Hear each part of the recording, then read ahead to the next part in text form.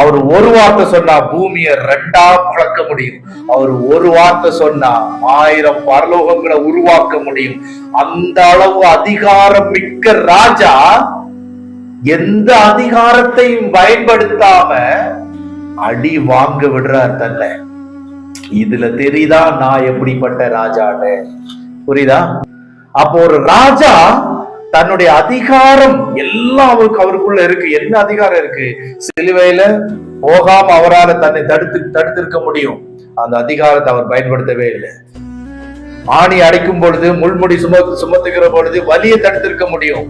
ஆனா அந்த ராஜா என்ன பண்ணல? அந்த வலிய தடுத்திருக்க முடியும். ஆனா வலியை அனுமதிக்க விட்டார். வலியும் என்ன பண்ணாரு? அனுமதி கொடுத்து அனுபவிச்சார். தன்னுடைய எல்லா அந்த முள்முடி ரத்தம் சிந்தும் பொழுது, சாட்டையால் அடிக்கப்படும் பொழுதும் வலிகளை அனுபவித்தார். சிலுவையில் இருந்து அவரால் இறங்கி வர முடியும். ஏன்னா அவர் யாரு? ராஜா.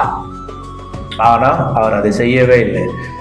எந்த தவறும் செய்யாத இயேசு சிலுவையில் அறையப்பட்டு இவ்வளவு வலி வேதனையை தடுக்க முடிகிற இடத்துல இருந்தும் அவர் தடுக்காம இருந்தார் அப்படின்னா, அவருக்காக அந்த தண்டனை அவர் அனுபவிக்கல, நமக்காக அந்த தண்டனையை அனுபவித்தார். அந்த இடத்துல தான் நமக்கு ரட்சிப்பு உண்டாகிறது.